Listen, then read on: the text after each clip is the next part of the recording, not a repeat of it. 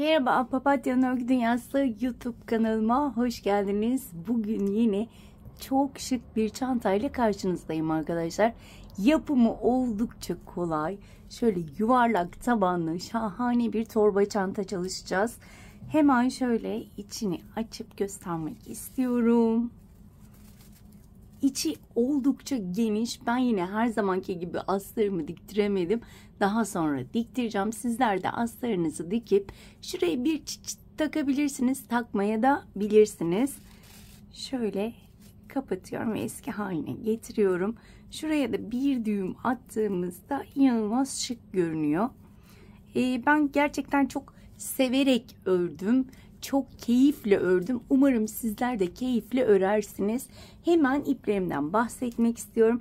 Arkadaşlar ben toplamda 1, 2, 3, 4 renk kullandım zannedersem. Şu anda diğerleri elimde yok.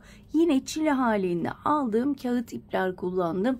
Maalesef çile halinde aldığımız kağıt iplerin hepsi aynı kalınlıkta olmuyor. Bazıları çok ince, bazıları çok kalın.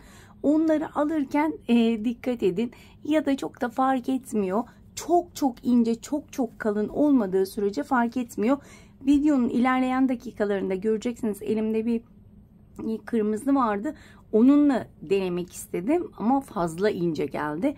O yüzden çok arada inanılmaz fark olmadığı sürece sorun yok. Ama sizler isterseniz bu çantayı tek renkte yapabilirsiniz. Gerçekten muhteşem olur diye düşünüyorum. Ve hemen tığ numaramı da vermek istiyorum. 3 milimlik tığ ile ördüm. Ama sizler elinize uygun herhangi bir tığ kullanabilirsiniz. Taban yapımını önce sizlerle çalışmıştık. O videonun aynısı arkadaşlar. Aynısını örüp tekrar bu videoya geldiğinizde tamamen çantayı bitirebilirsiniz. Şuradaki aparat ve askısı da daha önce yaptığımız boncuklu çantanın aynısı. Onun da linkini bu videonun altına ekleyeceğim. Oradan ulaşabilirsiniz diyorum. Ve hemen bu güzelliğin yapımına geçmek istiyorum. Evet arkadaşlar, benim tabanım hazır. Daha önce bunun videosunu çekmiştik. Bu tabanın videosunu. Ölçüler aynı. Şöyle yine de ölçü vermek istiyorum. Şöyle tam 22 santim arkadaşlar. Ölçüsü. Sık iğne sayısı 114. Bizim yapacağımız model 6 ve katları şeklinde bir model. 6 ve katları şeklinde sık iğnelerimiz olmak zorunda. Eğer sizin yaptığınız farklı bir taban varsa, sayılarınız uymuyorsa, atıyorum 2 tane eksik geldi. Hemen o 2'yi 6'ya tamamlamak için bir tane sık iğneye 2 tane ikili trabzan veya sık iğne yapabilirsiniz. Yani arttırmayla sayıyı dengeleyebilirsiniz. Evet, isterseniz hemen başlayalım. Normalde kesmiyoruz ipi ama ben daha önceden ördüğüm için ve videosunu çektiğim için ipimi kesmiştim. Tekrar aynı ipi alıyorum. Bakın burası tabanımın düz tarafı ve ilk şöyle ilmeği arka taraftan batıyorum. Burada yine sık iğne yapacağım. Arttırma, eksiltme yok ve 2 sıra bu şekilde arka ilmeklere batarak, şöyle net miyiz? Bakın şöyle arka ilmeklere batıyorum ve şu ilmeği de arkada yürütüyorum. Şöyle arka ilmeklere batarak toplamda 2 veya 3 sıra sık iğne yapacağım. Yine göz kararıma bağlı. Her zaman olduğu gibi bu şekilde sık iğnemi yapıyorum. Toplamda arkadaşlar dediğim gibi 2 veya 3 sıra tam şu arka ilmeklere batarak sık iğne yapıyorum. Çok videoyu uzatmak istemiyorum. Eminim ki anlaşıldı. Bu şekilde arkalara batarak 2 veya 3 sıra sık iğne yapıp hemen dönüyorum. Evet, şu an ben ikinci sıramdayım. Şunu söylemeyi de unuttum. İlk sırada, ilk sık iğne sırasında sadece arkadan şu şekilde tek tele batıyorduk. Ama ikinci sırada tam sık iğnelerin şöyle tepesine batarak, yani 2 ilmeğe batarak sık iğne yapıyorum. 2 sıra yaptım. Bence yeterli olur diye düşünüyorum. Şöyle sıramın sonuna geldim. İlk yaptığım sık iğne tepesine batıyorum ve bunu kapatıyorum. Çantamı ben rengarenk yapacağım için ipimi koparacağım.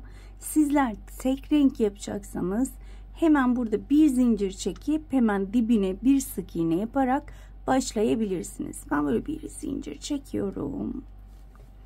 Hemen burada ipimi kesiyorum. Şöyle sıkıştırıyorum. Örerken bunu arkadan saklayacağım.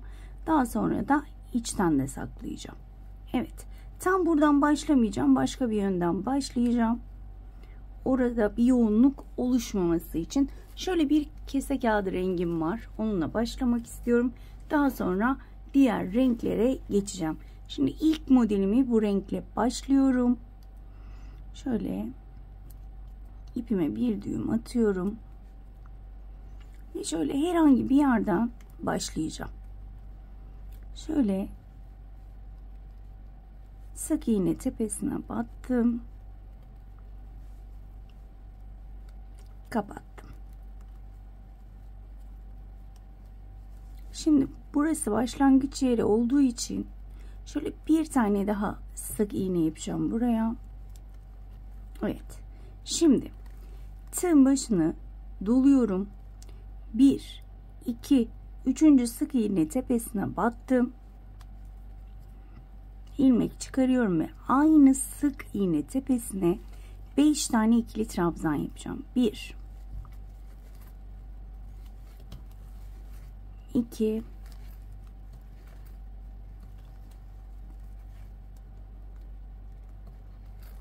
3 4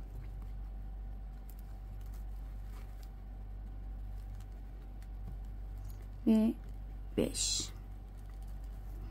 5 tane aynı sık iğne tepesine ikili trabzanımı yaptım. Şimdi tekrar sayıyorum. 1 2 3.'ye tığın başını dolamadan batıyorum ve sık iğne yapıyorum. Şu şekilde olacak. Arada zincir yok. Tığın başını doladım. Şöyle daha net nasıl görünür diye ayarlamaya çalışıyorum. Yuvarlak olduğu için katlanıyor. Nasıl rahat gösterebilirim onu bilemedim. Evet. Sık iğnemi yaptım. 1 2 3.'ye battım. Buraya yine 5 tane ikili trabzan. 1 2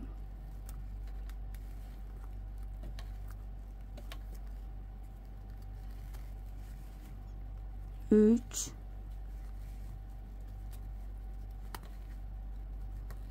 4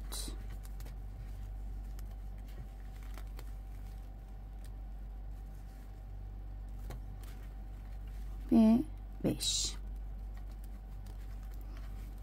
Böyle sıra sonuna kadar devam edeceğiz. Hep aynı şekilde.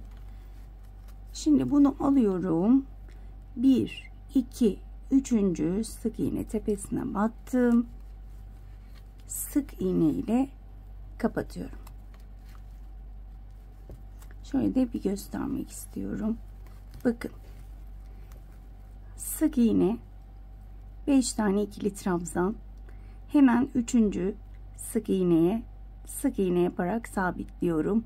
Daha sonra zincir çekmeden 3. sık iğneye 5 tane ikili trabzan ve 3. sık iğneye sık iğne ile sabitliyorum. Burada yine 5 tane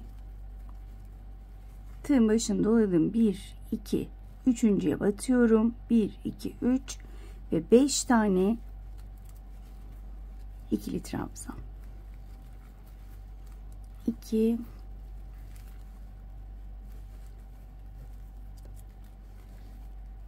3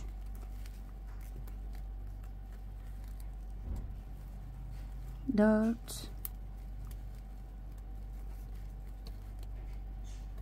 ve 5. Eminim ki anlaşıldı. Yani bu başlangıç sırası eminim ki anlaşıldı. 1 2 üçüncüye batıyorum ve sık iğne ile kapatıyorum. Şöyle de göstermek istiyorum. Şöyle 3 modelimizi yaptık. Bu şekilde sıra sonuna kadar devam edelim. Evet, sıramın sonuna geldim. İlk burada sık iğne yapmıştık. Hemen o sık iğneye batıyorum ve kaydırma yapıyorum. Şu şekilde ilmeğimi uzatıp göstermek istiyorum. Zaten kıvrılmaya başladı. Şu iki sık iğne ile biraz kıvırmıştık. Modelimizde gelince tamamen yukarı doğru yükselmeye başladık. Şimdi her renkten 2 sıra yapmayı düşünüyorum. Elimde olan renklerden. Şöyle ikinci rengi yaparken normal yeni renge geçtiğimizde hemen şu tepeye ipi sabitliyorum ve devam ediyorum. Ama aynı renkten ikinci sıramda şöyle tam bu ortaya gelebilmem için şu şekilde trabzan tepelerine batarak kaydırma yapacağım. Şu şekilde tek tek batıyorum. Trabzanın 3. trabzana kadar ilerliyorum. Şöyle kaydırma yaparak.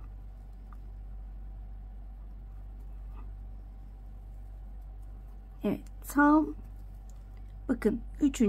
trabzandayım. Burada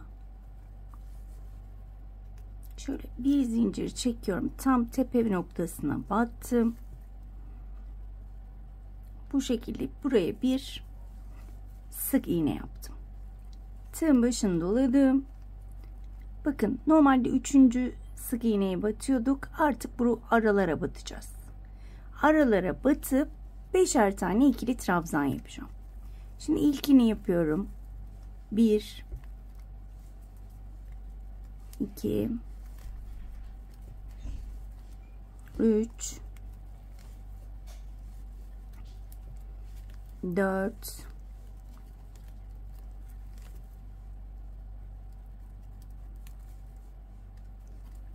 ve son olarak yine aynı sık iğneye 5. ikili trabzanımı yapıyorum. Artık bütün sıralar bu şekilde ilerleyecek. Ve buraya geliyorum. Bakın hiç zincir çekmedim. 1 2 3. trabzan tepesine batıp sık iğne yapıyorum. Şöyle bir göstermek istiyorum. Bu şekilde olacak. Daha sonra tığın başını doladım.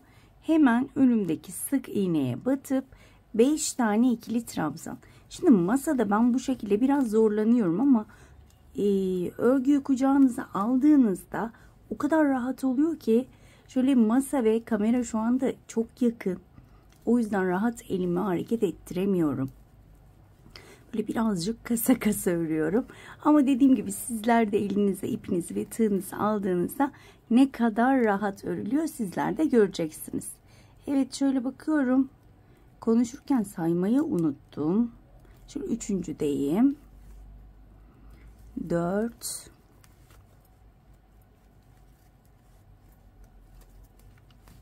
ve aynı yere tekrar batırıp 5. ikili trabzanımı yaptım. Hiç zincir çekmiyorum. Tığın başını dolamıyorum. 1 2 3. trabzan tepesine battım. Sık iğnemi yaptım. Şöyle göstermek istiyorum. Model zaten çıktı. Her iki sırada bir renk değiştireceğiz. Bu sırayı bu şekilde yapacağım. Yine bu renkle bir üst sırada renk değiştireceğim. Onu da size göstermek istiyorum. Bakın yine hiç zincir çekmedim. Tığın başını doladım. Hemen iki model arasındaki sık iğneye batarak 5 tane ikili trabzan. Eminim ki anlaşıldı. Bu şekilde sıra sonuna kadar örüp hemen dönüyorum. Evet, bakın sıramın sonuna geldim. Şu benim ilk yaptığım sık iğnem. Tam tepe noktasına kaydırarak geldik. Ve 3. trabzanın tepesine bir sık iğne yapıp devam ettik. O sık iğneye batıyorum.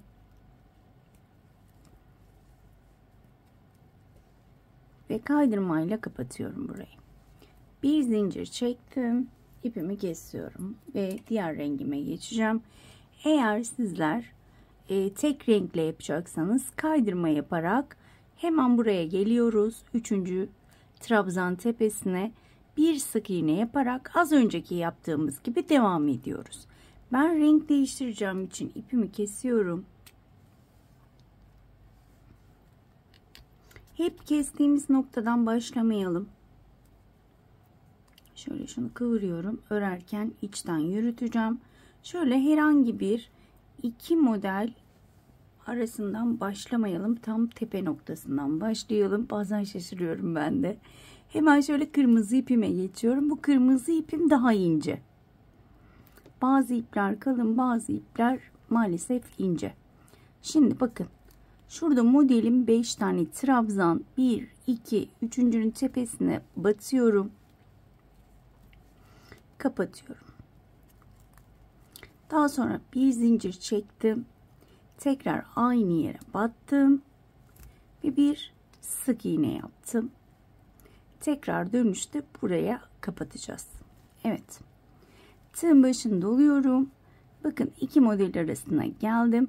Burada kaydırma yapmıyorum çünkü renk değiştirdim. Hemen tepe kısmından başlamış oldum. Hemen bakın iki model arasına battım. 5 tane ikili trabzan yapıyorum. Bayağı inceymiş bu. 1 2 3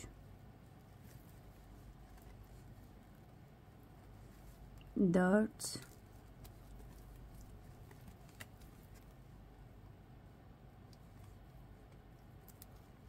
ve 5. 5 tane ikili trabzanımı yaptım. Şu şekilde gördüğünüz gibi bayağı ince fark oldu. Belki kamera arkasında bunu değiştirip başka bir renkle yapabilirim. Çünkü boyut farkı bayağı oldu. Evet. Şöyle 1, 2, 3.'ünün tepesine batıyorum. Ve sık iğne ile kapatıyorum. Çok belli olmaz herhalde ya. Şöyle bakıyorum. Bir az önce gösterdiğimin aynısı arkadaşlar. Tığın başını doladım. Hemen sık iğneye batıyorum. 5 tane ikili trabzan. 1 2 3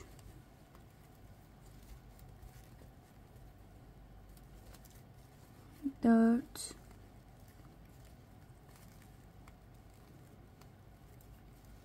ve 5.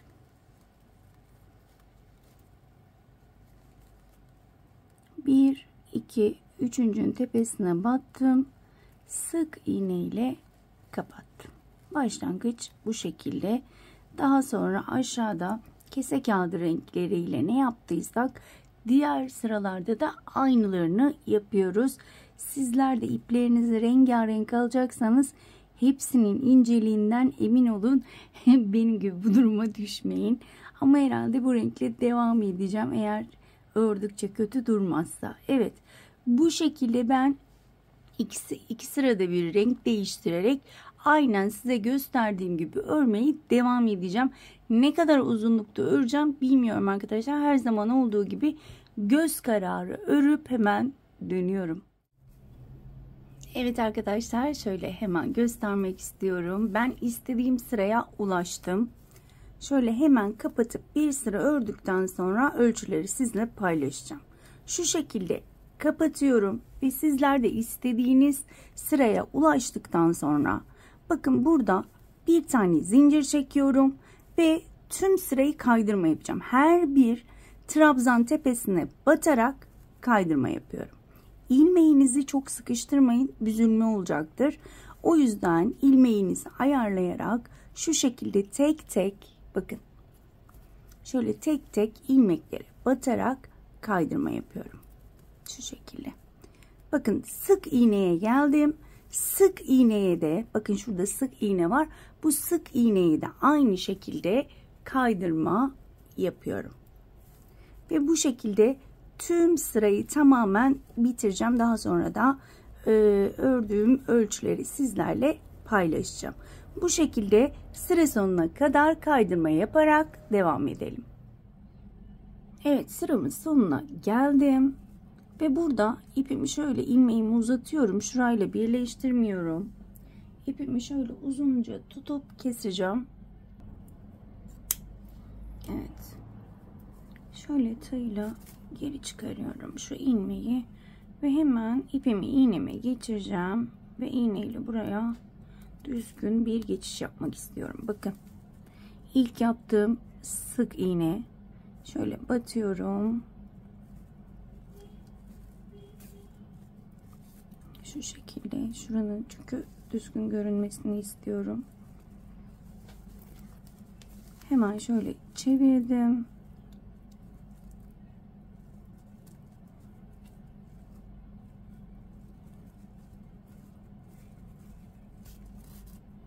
Evet, içten bir de düğüm atarsak şöyle biraz sıkıştırıyorum. Bunlar da artık iplerim ama arada ben yürüttüğüm için onları direkt kesebiliriz. Ama tersini çevirip iyice saklayabilirsiniz. Eğer aklınızda kalırsa.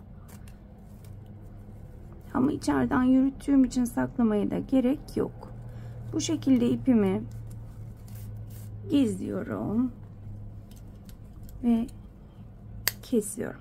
Şimdi ben iplerimi saklayıp şöyle tersten şu şekilde veya tersini çevirerek ipleri sakladıktan sonra hemen şöyle ılık bir buharlı ütüyle ütüleyebilirsiniz. Ben de öyle yapacağım. Ilık bir buharlı ütüyle ütüleyeceğim. Şimdi hemen askı kısmına gelelim. Hemen şunları da göstermek istiyorum. Daha önce boncuklu videoda şunları çalışmıştık. Yine çift kat iple ördüm. Askı olarak kullanacağız. Ve bunu da belindeki kuşağına takacağız. Birazdan kuşağı göstereceğim sizlere. Askım ve belindeki kuşağı takacağımız aparat. Bunu boncuklu videoda sizlerle paylaşmıştım. Boncuklu videonun linkini hemen aşağıdaki açıklamalar bölümüne ekleyeceğim. Oraya tıklayarak ulaşabilirsiniz. Bunu toplamda 17 zincirle başladım ama 2.50 milimlik tığ ile başladım. Biraz küçük olmasını istedim. İpim de inceydi ama sizlerin ipi kalınsa daha az zincirle başlayabilirsiniz. Bu siyah ip oldukça ince arkadaşlar diğer iplere göre. O yüzden böyle minik oldu, onu da söylemek istiyorum. Hemen şöyle ölçü vermek istiyorum. Askımı ne kadar örmüşüm. Çok büyük bir askı istemiyorum arkadaşlar. Sizler kendinize uygun askıyı ayarlayabilirsiniz, uzunluğunu. Benimki 80 santim gördüğünüz gibi. Hemen şunun da enini söylemek istiyorum. Şöyle şunun eni ise şöyle 4 santim. Boyuysa 3,5 santim arkadaşlar. Şöyle 1, 2, 3, 4, 5, 6 sıra örmüşüm. Yapımı zaten boncuklu videoda ikisinin de var. Bunları da ütüleyeceğim. Hepsini takmadan önce ütüleyeceğim. Ve bir de şöyle etrafına saracağımız kuşağımız. Bunu iyice ince yapmak istedim. Diğer boncuklu da şunun tek katlısını yapmıştım ama burada ince yapmak istedim. Hemen şöyle hızlıca bunu da size nasıl yapıldığını göstermek istiyorum. Bu da çok kolay. Bunu ne kadar örmüşüz? Hemen bunun ölçüsünü de vermek istiyorum. Şöyle bunu birazcık uzun ördüm. Bunu siz yine kendinize göre ayarlayabilirsiniz. Şöyle. Bunu da 98 santim örmüşüm arkadaşlar. Hemen bunu şöyle açık renk iple göstermek istiyorum. Daha sonra dediğim gibi hepsini ütüleyeceğim. Şimdi şöyle açık renk ipimi alıyorum. Şöyle ipi 2 kat yapacaksınız arkadaşlar. Şöyle ayrı ayrı çileler halindeyse de 2 tane çileden ip alıp yapabilirsiniz. Şöyle biraz yakınlaştırayım. 2 eşit uzunlukta ipimi alıyorum. alttan da bırakıyorum ki işte dikebiliriz, boncuk takabiliriz diye şöyle bir düğüm atıyorum. Bakın, ikisine birlikte bir düğümü attım. Birini bırakıyorum. Şöyle birini bıraktım. Sadece birini parmağıma doluyorum ve şu şekilde aşağıdaki ipi tığya doluyorum ve kapatıyorum. Aşağıdaki ipi tığya doluyorum ve üstteki ilmekle kapatıyorum. Doladım, kapattım. Doladım, kapattım. Doladım, kapattım. Zaten gördüğünüz gibi model ortaya çıktı. Açık renkle daha güzel görülüyor. Siyahla tam modeli belli olmuyor.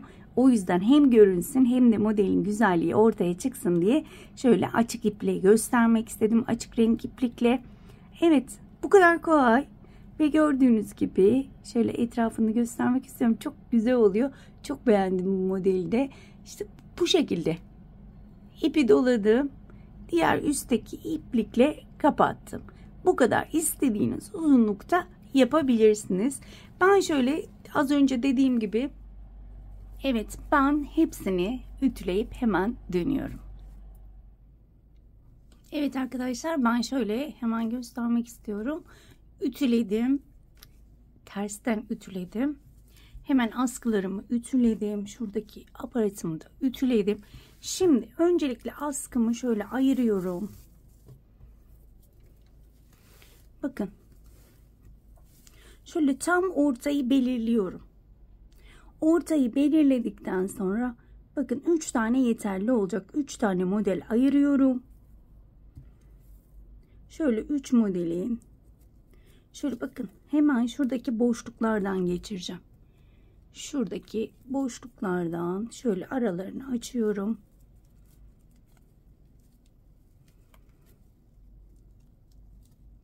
Diğer videolarda da aynen bu şekilde yapmıştık. Şimdi kameranın önünde çok rahat geçiremediğim için ben şöyle boşluk bıraka geçireceğim. Daha sonra buralarda kaç tane model boşluğu bıraktığımı sizlerle paylaşacağım. Şimdi kamera arkasında bu şekilde bir içten bir dıştan, bakın şöyle dıştan geçirdim. Daha sonra içten şeklinde şuraya gelene kadar, yani 3 tane kalasıya kadar geçirip dönüyorum hemen. Evet arkadaşlar, ben bağcıklarımı taktım. Şöyle göstermek istiyorum. Çok şık oldu. Hemen şöyle açıyorum ve hemen şöyle göstermek istiyorum sizlere. Bakın önde 3 tane model ayırdım. Şöyle iki bağcığın arasında 3 tane model var. Daha sonra 4'er tane sayarak iplerimi geçirdim. Şöyle bakın 1, 2, 3, 4. 4'ün hemen köşesine geçirdim. 1, 2, 3, 4. 4'ün hemen köşesine geçirdim. Ve bu şekilde denk gelmezse birine 3, birine 4 geçirebilirsiniz. Hiç önemli değil. Bu şekilde yapa geçirdim ve şöyle, şu anda içi boş tabi, dolunca daha da şık olacak. Şöyle göstermek istiyorum. Evet. Şimdi gelelim. Şöyle bakın. Şunu da hemen şöyle tığ yardımıyla geçirmek istiyorum. Tığla daha kolay oluyor. Evet. Diğerini de aynı şekilde. Püskülleri yapmadan önce muhakkak bunu geçirin, sonra bunu geçiremezsiniz püskülleri yaptıktan sonra. Evet, şunu da aynı şekilde geçireceğim. Ve tamamdır. Şöyle hemen öne alayım. Bakın oy çok güzel oldu. Evet. Şimdi bakın uzun uzun şurada bırakmıştım. Zaten ben çift kat iple ördüğümüz için çift kat ipimiz var. Şimdi şöyle aynı boyutlarda ben yine siyah kağıt ipimden kestim. Biraz dağıldı ama şöyle bir kartona sararak da yapabilirsiniz bunu. Hemen şunu, zaten uçlarını keseceğim için çok önemli değil. Burada gösterebileceğim kadar göstereceğim. Sizler evlerinizde daha rahat yaparsınız. Şöyle kamerayı düzelteyim. Bakın şöyle tam arasına getiriyorum. Şöyle bir kere çeviriyorum şu ipimi.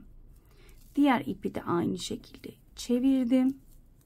Sıkılaştırıyorum şu anda. Şöyle bir düğüm atacağım.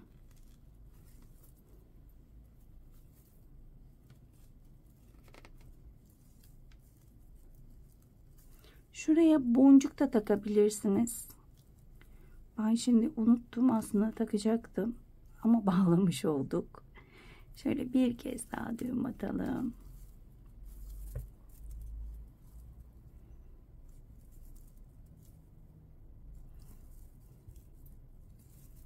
Daha sonra şunu şöyle ikiye katlıyorum. Şöyle elimle düzeltiyorum.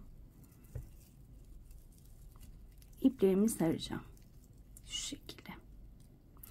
Ben 20 tane dedim ama şundan daha kalın, daha ince yapma şansınız tabii ki var. Diğerini de aynı şekilde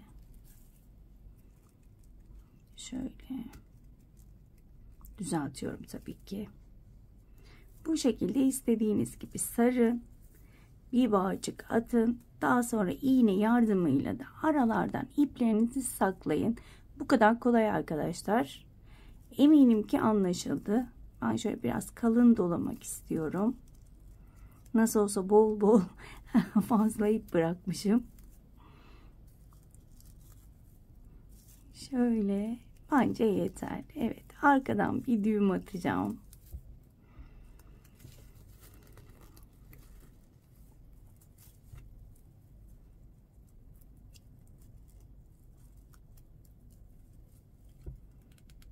Evet, bir düğüm daha atalım.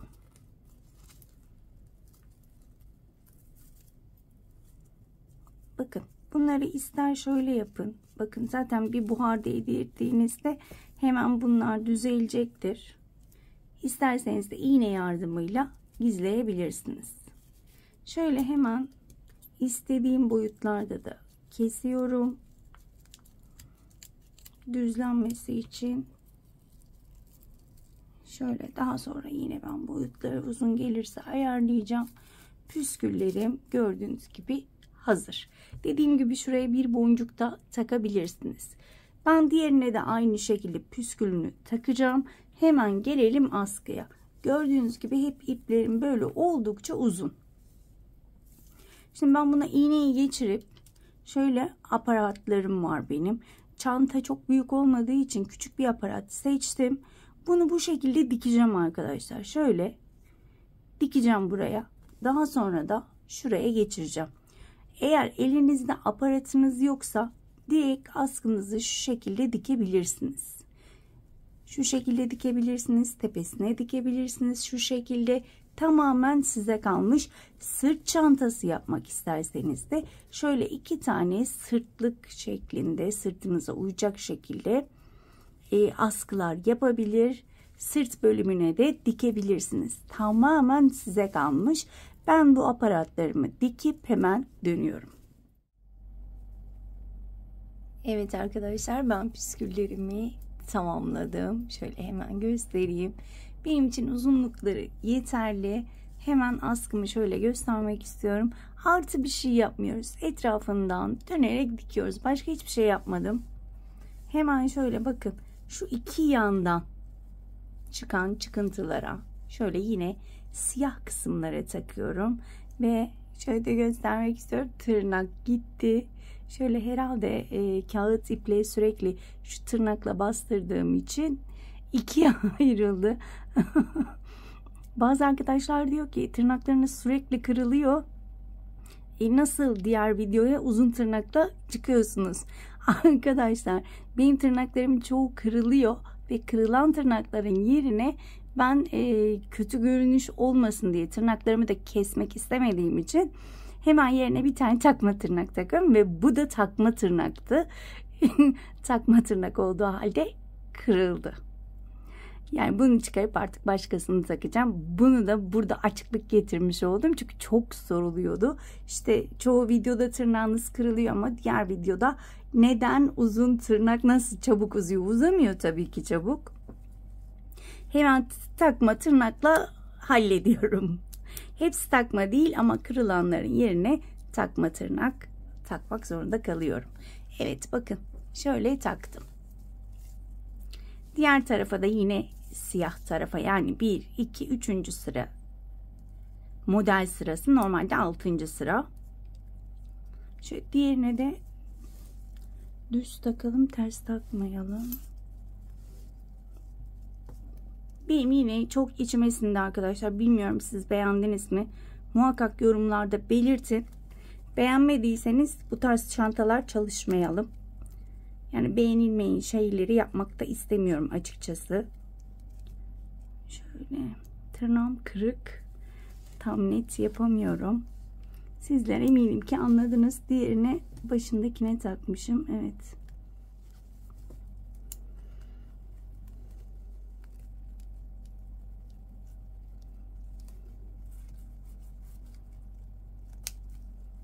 Evet, bunu da taktık.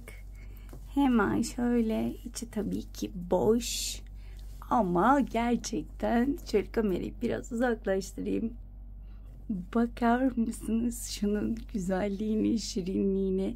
Tabii ki boyut olarak tamamen size kalmış ama bir bayanın tüm eşyalarını alacak şekilde bence genişliği iyi. Biliyorsunuz bu son dönemlerde şöyle minicik çantalar takılıyor. Ama şöyle hemen şunun boyutlarına baktığımızda şöyle hemen açıp direkt ben şöyle açtığımda direkten ölçü vermek istiyorum. Bakın 29 santim eni, oldukça geniş. Hatta şöyle iyice açtım. O 31 santim arkadaşlar, bakın 31 santime şöyle 23 santim bence yeterli. Şöyle içini tekrar gösteriyorum. Hemen çok güzel siyah bir astar, mükemmel. Ve sadece ben bunu bir günde ördüm arkadaşlar. Hani sizler de eliniz hızlıysa bir günde, ama yok ben yavaş yavaş öreyim derseniz de 2-3 günde bitirebilirsiniz. Ve çok güzel bir şekilde ister hediye edebilirsiniz, ister kendiniz kullanabilirsiniz. Evet, bugünlük de bir videonun sonuna geldik. Umarım ayrıntılı bir şekilde anlatabilmişimdir. Umarım anlatımımdan memnun kalmışsınızdır. Bir dahaki modellerde görüşmek dileğiyle. Kendinize çok iyi bakın. Hoşça kalın.